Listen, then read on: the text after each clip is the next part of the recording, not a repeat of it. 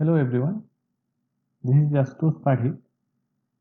Welcome to my channel, that is Electronics Guide, and this is the second video of the ongoing video lecture series regarding analog electronic circuit. And in this session we are going to deal with the topic called JFET operation. Before going to the topic, we have to know some interesting point about the PN junction diode.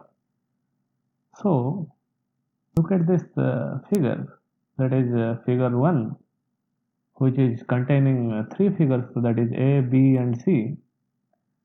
First look at the first picture, that is A, figure A. This figure represents a open circuited PN junction diode. PN junction diode, this is a P-type semiconductor and N-type semiconductor when joined together to form a PN junction diode. As soon as the diode is formed, there is a formation of depletion layer. This is a quite automatical process. That means after the formation of PN junction diode, the depletion layer is also formed. The depletion layer is otherwise known as transition layer or space charge region.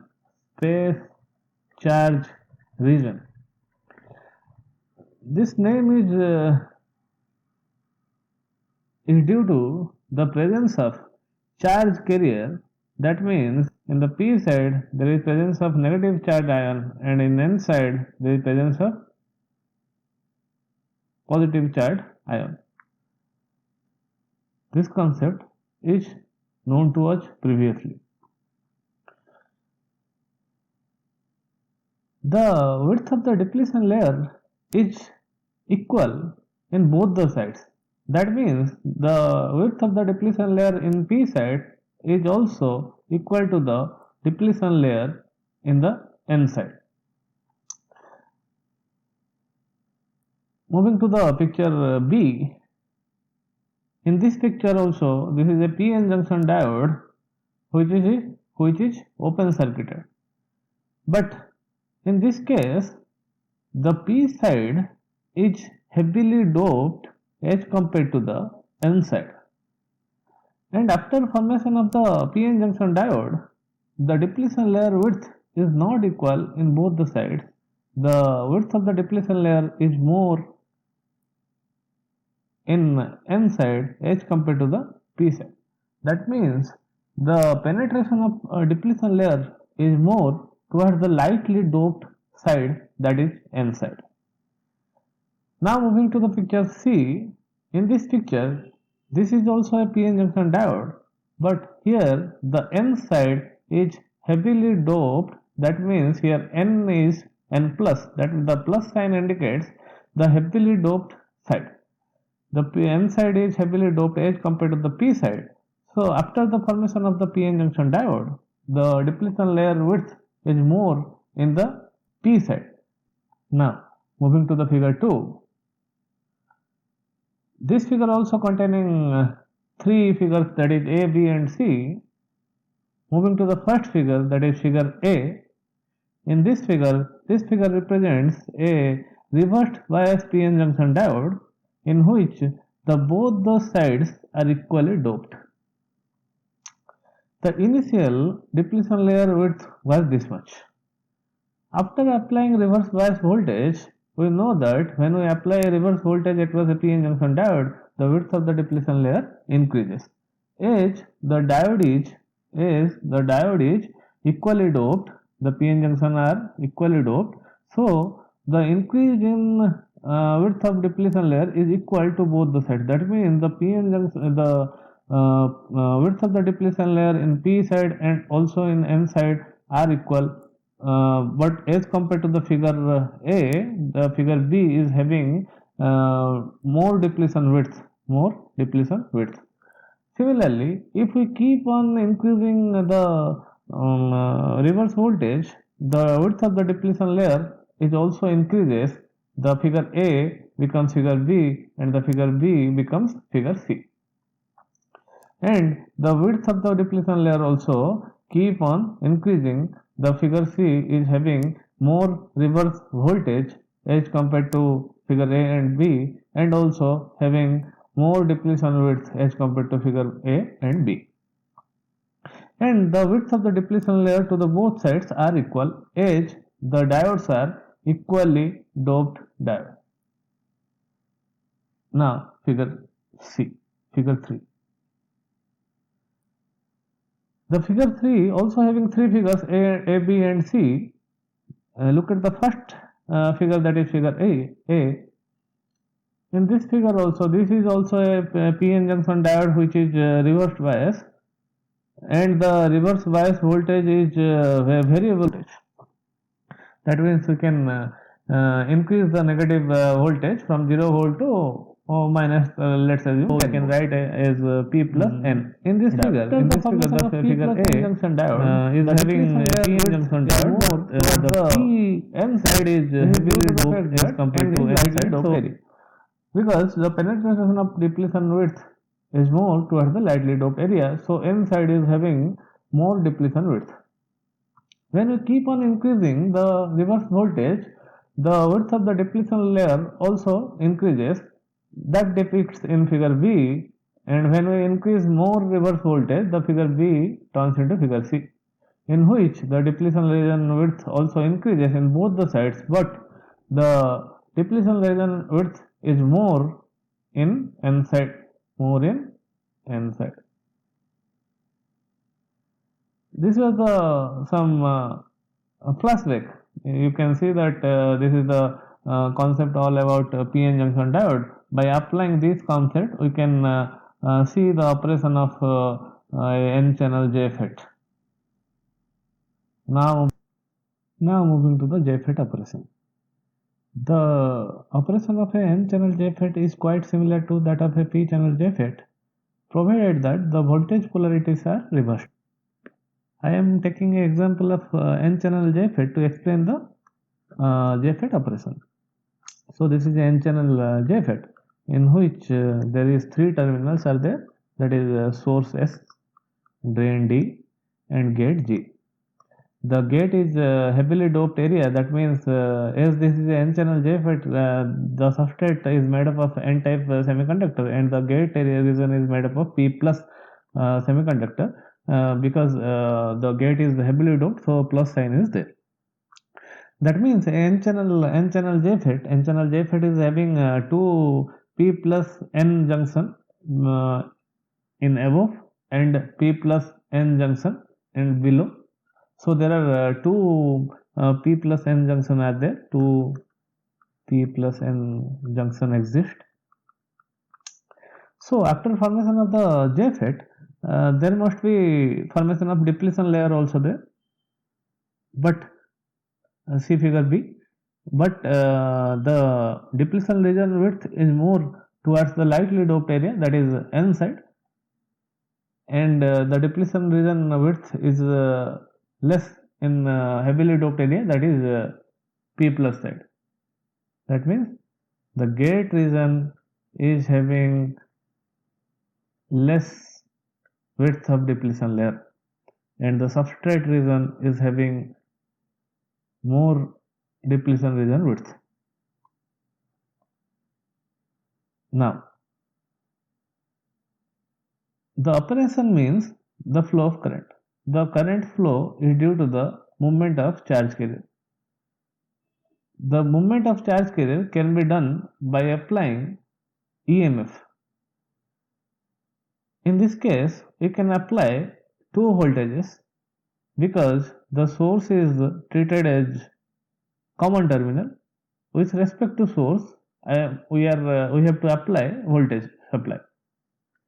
We can apply at drain terminal as well as gate terminal.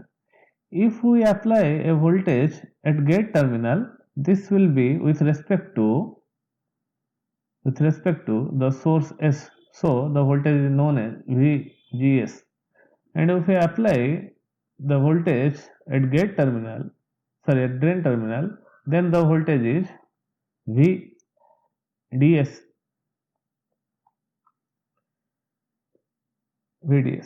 This concept we already know. In previous lecture I have stated these things. So moving to this picture, that is picture B, like this. We can apply VDS here, which is a VGS here, which is a variable voltage source, and this also a variable voltage source VDS. This is source terminal, this is gate terminal, this is drain terminal. This picture depicts the initial depletion region width in an N-channel JFET. This is the N-channel JFET. N types of state is there. This is P plus gate. This is P plus gate. The operation includes the variation of voltage VDS and VGS, but we have to consider it separately.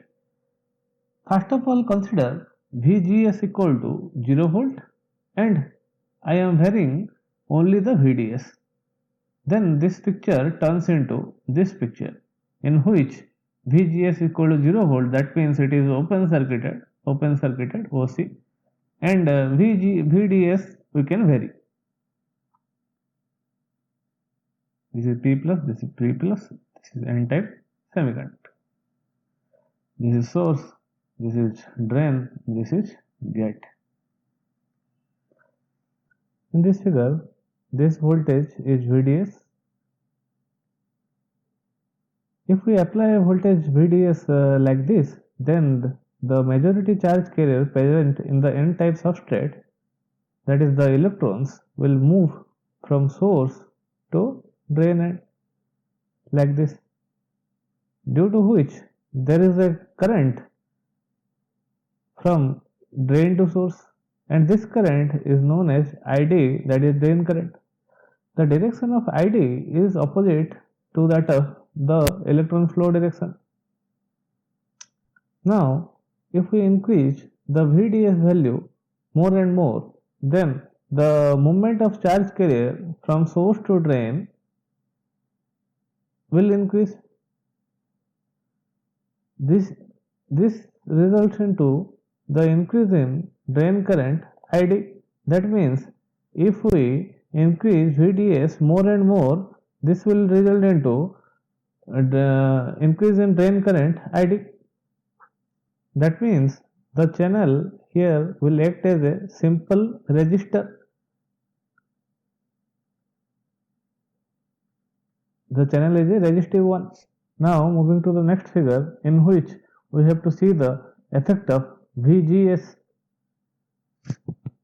Here the VGS is applied, which is a reverse voltage. Here VDS. Let's assume the VDS is not a variable one. That means let's assume that is a 6 volt. In this figure, we are going to increase the VGS from 0 volt to 8 volt, say, let's assume. When we apply a 6 volt voltage supply, due to which the charge carrier will move towards the source to drain end, due to which ID current will flow. If we increase the reverse voltage, that is the VGS, from 0 volt to, let's assume 0 to minus 2 volt, then the width of the depletion region will increase and the penetration of depletion region will be more towards the N type substrate, due to the fact that the N type substrate is having low doping concentration, due to which the effective channel width will decrease. So the current value ID will also decrease. Furthermore, if we will increase the voltage from minus 2 volt to minus 4 volt, due to which, see this figure, due to which the depletion region width which further increases, making the effective channel width more narrower, due to which the value of ID will decrease. If we further increase the negative voltage from minus 4 volt to minus 6 volt, then the depletion region width will also increase, making the channel width more narrower, due to which ID further decreases. As the junction, that is as the P plus N junction is reverse bias, so no current is flowing from gate to channel. That means the Ig, the current Ig is always reverse, is always 0 ampere, as no current is flowing from gate terminal to the channel, as the gate and channel junction is reverse biased. In JFET, as there is a presence of two p-n junction, due to which the charged particles are also present in that depletion region. That means the depletion region present in n side are having positively charged ions, and the depletion region in p side are having negatively charged ions, due to which a electric field gets developed in this direction, in this direction, in this direction, in this direction.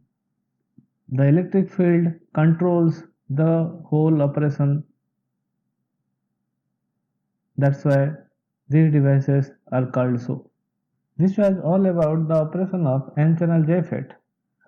To summarize the complete points into 2 points, first one, by increasing the VDS, the current value ID increases.